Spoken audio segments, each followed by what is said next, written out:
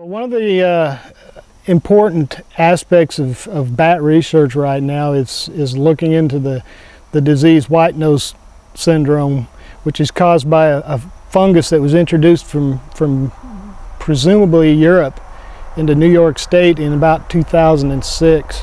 They found a number of dead bats associated with that, and over the course of a year or two they found that it was spreading and that it was killing off 95 to 100% of the bats in hibernacula during winter. That disease is now spread halfway across the United States. This past winter is the first time that we found it in the Ouachita Mountains.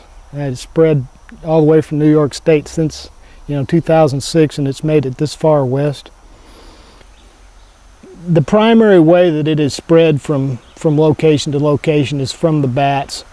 The bats, they go from one site to the next site and they're carrying the spores with them. They're shedding them in the next site. The bats, some of the bat species, they huddle together when they're hibernating, so they're rubbing the spores on each other. So their body temperature basically goes down to pretty close to whatever the temperature is of the room that they're in. If they're in this mine and this mine is 65 degrees Fahrenheit, then that bat, when he goes into hibernation, his body temperature is going to be 65 degrees Fahrenheit. And what that does is that when the bat goes into hibernation and he's in a site like this and he picks up the spores, that fungus begins to grow on the bat. And it's an odd fungus in that it actually grows down into the tissue of the bat and eats away his tissue, and it causes the bat to arouse frequently because of the irritation.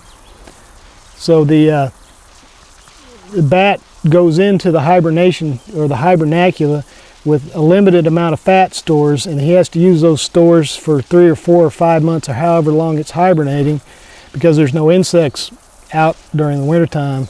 So that bat has to use those stores to make it through the winter.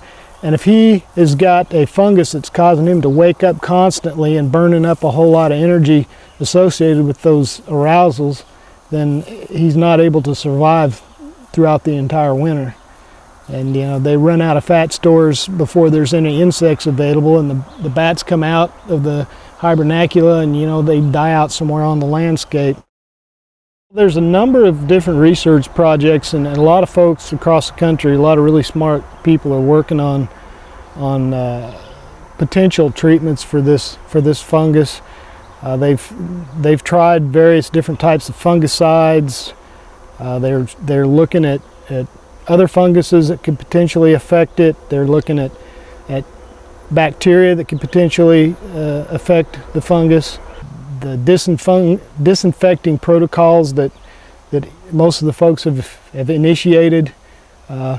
If you go into a site like this, you need to wear coveralls or something and disinfect everything that goes into a cave or a mine, and not transport everything to avoid transporting the spores from one site to another. That's a pretty good tool that the managers have right now.